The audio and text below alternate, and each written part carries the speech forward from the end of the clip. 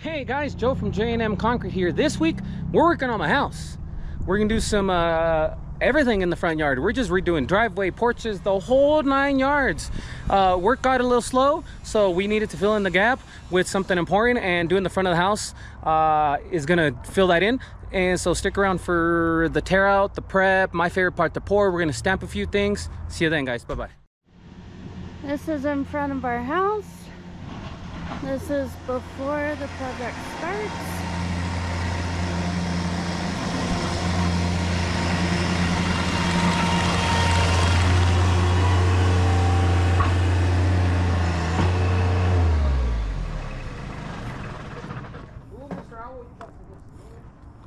Hi, you are currently being recorded. All this concrete's going to be new.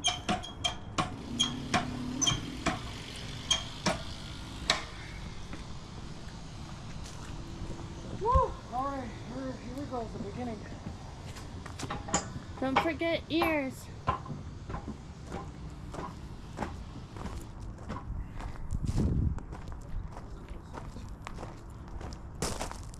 Hey, did you put the little sledge back?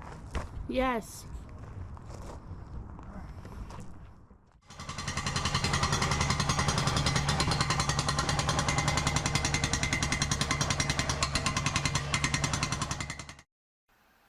Wow, guys, don't get me started. So, like most homeowners, when projects were done on this house, they just decided to build up, build up, build up. So when I tore this out, it was actually 3 separate pours, where the first one was a tiny little porch, and then they added another one to it. They added another one to it. Same with the yard. They added more landscaping materials and more landscaping materials. So it was nice to go down to the bottom and start everything from bare bones scratch. But man, did it put up a fight.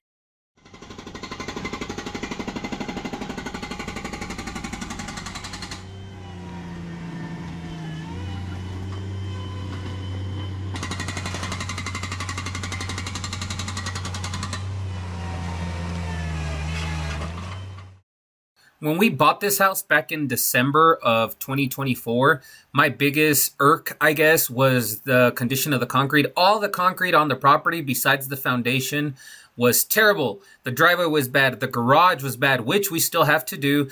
The back porch was bad, which will be part of another video next year when we redo the backyard, and that's definitely where we're gonna flex. But I guess the good thing when it comes to redoing things, the driveway itself, every single stone was so broken up. When you drove over it, it sounded like you were going over very loose stones. So tearing it out wasn't a big issue. It was just the sheer volume of this. This is probably going to be, and was up until this point, the largest project we've done all year. It ended up being 18.5 yards total, which for a lot of people isn't much. But to do that at your own house, where no one's paying you to do it, I mean, it adds up quick. I think all in all, we redid the entire front yard of this house. Here you see where I scraped off all the layers of different landscaping materials they did. Where on the sidewalk over here and near my neighbor's yard, everything was just overflowing, where they just kept adding materials and adding materials. So we dug down about 2 to 3 inches so that when I added the landscaping rock, it would be level with the city sidewalk. And then here I was moving the window well covers, making sure that they were actually level with the garage floor so that when we poured, it would look the same. Funny enough, to the left of these steps is 30 inches. To the right, it's like 36. And it wasn't until after I poured that I realized, hey, I should have made this left form go out further so both sides would be even. I mean, now I know, but it was just a funny little ha-ha moment where it looks a little different, but we're still very happy with it.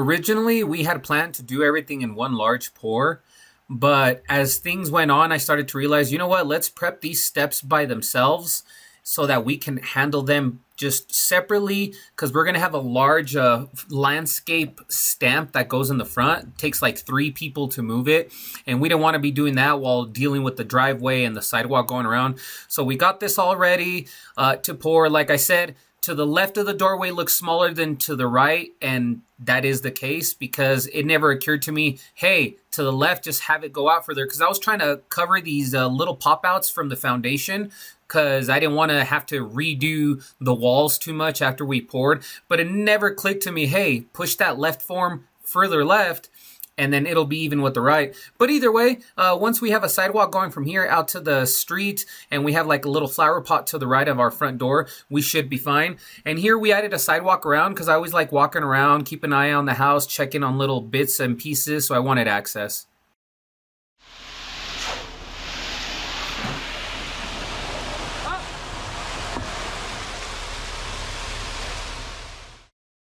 Since I changed my mind short notice on pouring these steps first before the driveway, I had to call my concrete company, which they are freaking awesome. They had originally told us, hey, we can have a truck out there at 11, which I was going to live with, till they asked me, hey, we can be out there at 6 in the morning. So knowing that my neighbors were cool, which I really appreciate them, we have the one neighbor's on one side, the other side is vacant, but this side, they put up with us pouring concrete at 6 in the morning. So I was very grateful that everyone in the neighborhood was really nice. They weren't bothered by our noises, but we still thought it was cool that they allowed us to pour early without making a fuss. So we did make one big mistake. I've never done a large landscape stamp, and I took someone's advice, and I actually laid the stamp on here a little, I guess, sooner than expected, because it has some really deep imprints. I figured, hey, a little sooner is better. But the problem with that is when we pulled the stamp up, it peeled a couple spots up where the horns are. So I used the second pour and grabbed a little bit of cream and patched it afterwards. But for future reference, in case you're ever running big stamps like that, just treat them like the regular stamps. Stamp it as soon as the concrete doesn't stick to your hands. That way you don't peel anything up. And then on another note, the one positive thing that the whole front yard here had, about half this driveway, the soil was hard as a diamond, which I was very grateful for. The only reason the concrete really failed, because no reinforcement, not much prep work, and the roots. But once we got those out of the way, which we got a few out of the way, getting this compacted was really, really easy. I guess it was nice to have one positive thing in all this.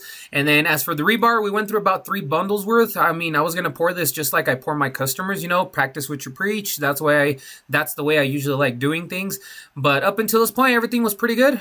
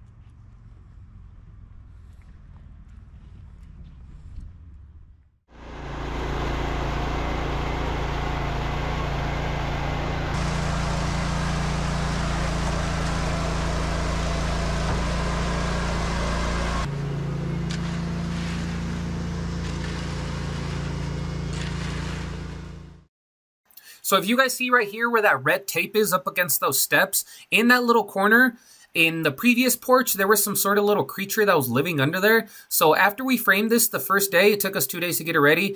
That little creature kept coming back and digging under there. And then after we poured the steps, we went to finish prep yesterday before the pour, and we saw that he dug under there. And I think he might have given up, but we were so worried that after the pour, that creature would come back and try to dig through that new step that's there now.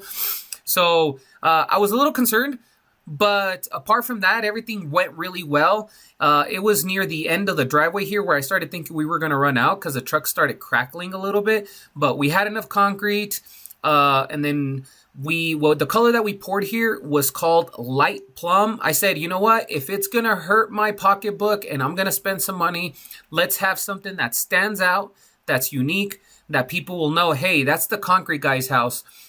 And even though I tell customers I will never do stamped in front of your house because it's a hazard that could lead to liability, we did at the entrance bottom here, we did a little 1 foot by the width of the driveway stamp with a border stamp that looks like a bunch of galloping horses. And then we obviously did the elk stamp in front of my front door.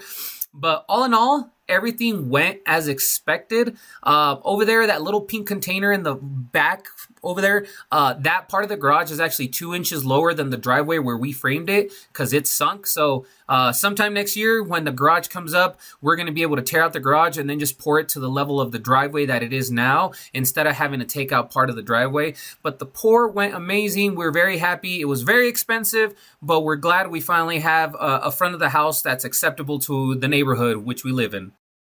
Hey guys, there it is. Check it out. We did a little horsey stamp. We're gonna do a white easy teak on this. Make it unique. The color is called light plum. And then we're gonna do the white easy teak in 28 days. We went all the way around. You guys saw the porch that was here weird. Now eventually this is set up so the walkway will go here. We're gonna do rock tomorrow, but we have an elk stamp here. You really can't see it, but it's an elk. It'll look nicer once the easy teak comes in because there's a bunch of little details in the stamp that won't come out till either the sun is rising, which you can see it in the morning really nice. But here we have the sidewalk going around. We got rid of a bush here. And we were gonna wrap around that way, but we ran out of time. We gave ourselves a week. We actually got some jobs that landed while we were doing this, so everything's looking good. Gotta pay for all this work because concrete is very, very, very expensive even when we do it. But check it out, guys. I appreciate y'all's coming by, taking a look. Don't forget to leave us a like and subscribe. Next week we are doing a driveway, a lot simpler than this. But either way, see you then, guys. Have a great day. Bye-bye. All right, guys, a little treat. I don't get to follow up on jobs after landscaping's done, but since this is my house, let's take a look. So you walk out here. Here is the step. You can see where I touched up the stamp with the second pour. That's a different color, but I made these a little smoother because the way the easy teak works, it'll find the low spots and it'll leave these exposed. So I just filled in a couple little gaps. For the most part, the stamp came out really, really nice. Maybe I lack a little of the experience, but yeah, when I was framing this, I was like, there's 30 inches there, there's 36 there, and I was like, what do I do? Blah, blah, blah. It never cured. Dude, have this go further, and now you're even, and they're both covered. But either way, we did that. We got some cheapy window wall covers, got our swing here. Pour went well. Little critter never dug down there. There's our walkway.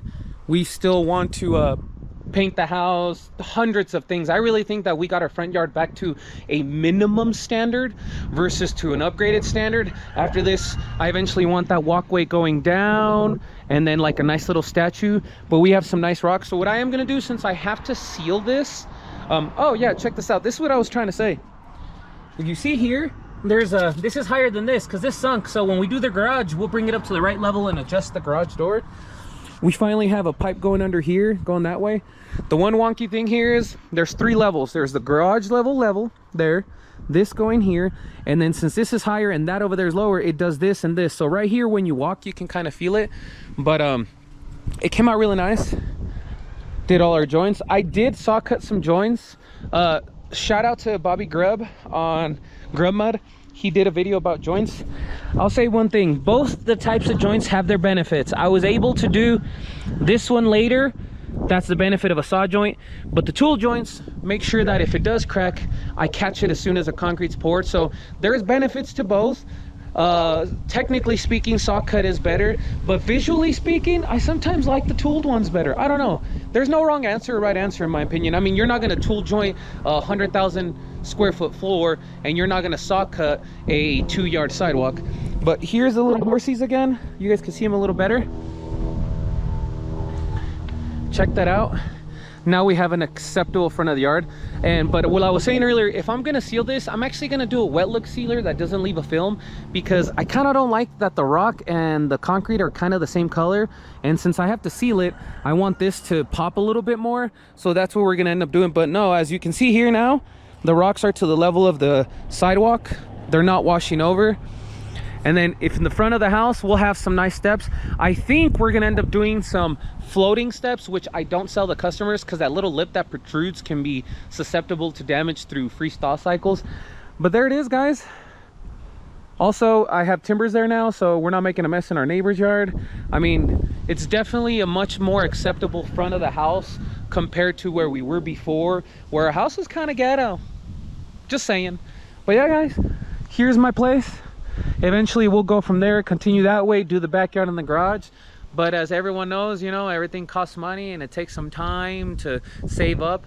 The front of this ended up costing us, for those that are curious, for future reference, we ended up spending, with the little section of fence in the back, about 14 grand here. That doesn't include the sealer that I'm gonna do here, but it was 14 grand, 8 days of working morning and days, even though I usually only work mornings at customers' houses. Oh, and then we put these 2 little metal plants right there to mark our washouts. And then later we're gonna add some metal railings here that'll have our initials. But yeah, I kind of regret not making this a round step so people can come in from every side, but I also like that this presents really well for the front of the house. And I can't wait to post at least a short little video once we do the sealer on this. But all in all, the front of this is great. Besides this little detail where this is smaller than this, I would be a little bit embarrassed with a customer if that would have happened. But everything else though came out freaking amazing. I would be proud to sell this job to a customer. There it is, guys. Let me know what you think, and I'll update you guys on the sealer later. Bye bye.